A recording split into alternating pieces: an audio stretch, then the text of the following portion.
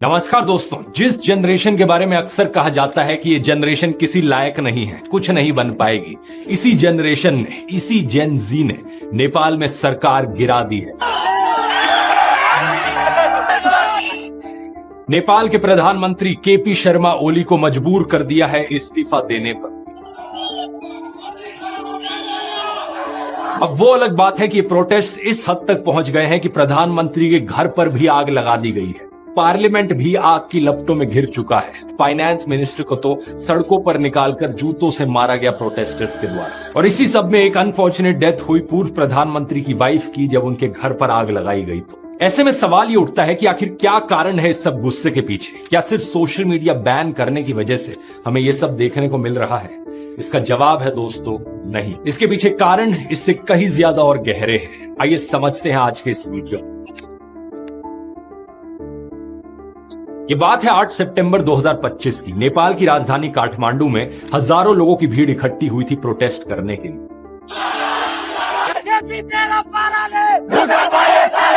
इनमें से ज्यादातर लोग 20-25 साल के नौजवान थे, जिन्हें जेन जी कहा जाता है। किसी ने स्कूल की यूनिफॉर्म पहनी हुई थी तो किसी ने कॉलेज की। इस प्रोटेस्ट को हामी नेपाल नाम के एक एनजीओ ने ऑर्गेनाइज किया था और प्रोटेस्टर्स काठमांडू के बीच मौजूद एक सिंबॉलिक मॉन्यूमेंट माइती घर मंडल से पार्लियामेंट की तरफ मार्च कर रहे थे। ये मार्च लगभग पूरी तरीके से नॉन वायलेंट और पीसफुल था, लेकिन सरकार के द्वारा पुलिस को तैनात किया जाता है प्रोटेस्टर्स को रोकने के लिए, और police water cannon, tear gas और रबर बुलेट्स इस्तेमाल करना शुरू कर देती है। देखते ही देखते पुलिस और प्रोटेस्टर्स के बीच में क्लैश देखने को मिलता है। कुछ प्रोटेस्टर्स पार्लियामेंट कॉम्प्लेक्स के अंदर भी घुस जाते हैं, लेकिन फिर पुलिस जो यहां पर करती है उसे पूरा देश देखकर दंग रह जाता है। पुलिस ओपन फायर कर देती है प्रोटेस्टर्स पर, सीधा लाइव बुलेट्स से कम 19 प्रोटेस्टर्स यहां पर मारे जाते हैं। 400 से ज्यादा लोग घायल हो जाते हैं। ये कोई रबर बुलेट्स नहीं थी, बल्कि एक्चुअल बुलेट्स थी। मरने वालों में से एक 12 साल का बच्चा भी था। जाहिर सी बात है, इस तरीके की तानाशाही देखकर कोई भी चुप नहीं बैठना चाहेगा। जैसे ही ये खबर फैलती है जनता में, और लोग सड़कों पर आ जाते हैं प्रोटेस्ट करने के लिए। प्रोटेस्टर्स की संख्या बड़ी तेजी से बढ़ जाती है। पूरी की पूरी सड़क लोगों से घिर जाती है। सरकार कंट्रोल बनाए रखने के लिए दोपहर के 3:30 बजे कर्फ्यू लगाने की कोशिश करती है, लेकिन फिर भी कुछ नहीं होता। प्रोटेस्ट और बढ़ते जाते हैं। काठमांडू के अलावा पोखरा, बुटवल, भरतपुर और दमक जैसे शहरों में भी प्रोटेस्ट होने लगते हैं।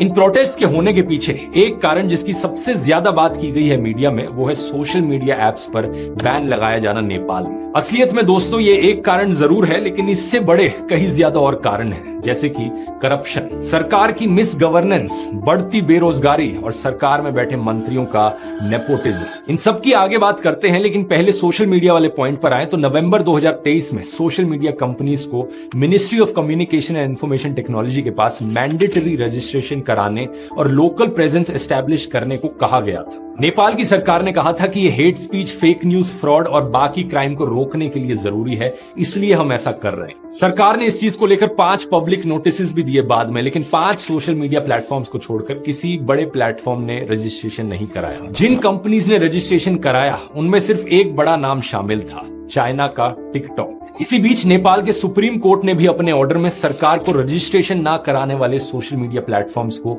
बैन करने की अनुमति दे दी थी।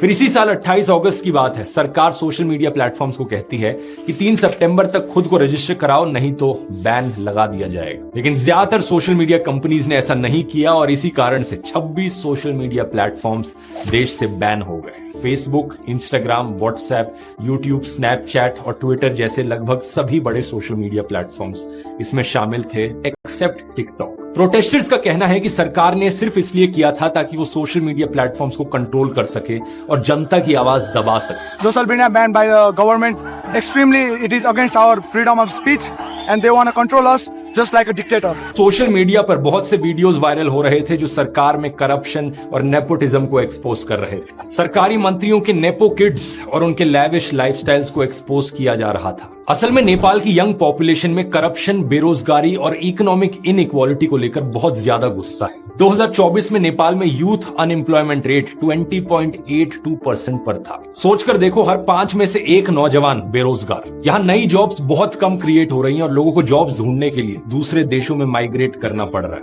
हालत इतनी खराब है कि हजारों लोग तो केवल पैसे के लिए रशिया यूक्रेन वॉर तक में लड़ने चले गए। सही सुना आपने दोस्तों। फरवरी 2024 तक नेपाल के लगभग 15,000 से ज्यादा लोग रशियन मिलिट्री को ज्वाइन कर चुके थे। यहाँ इन लोगों को कुछ हफ्ते की ट्रेनिंग के बाद ही फ्रंट लाइन्स पर लड़ने के लिए भेज दिया जाता है। सबैजनालाई नमस्ते छ। म चाहिँ यता रसियामा आएको 2 महिना पुरा भयो लगभग। अनि मैले चाहिँ रसियामा आएर चाहिँ धेरै दुःख पाएँ। मैले त्यही नै हो। अनि त्यहाँ चाहिँ धेरै गाह्रो छ हामीलाई सर्भाइभ गर्नको लागि।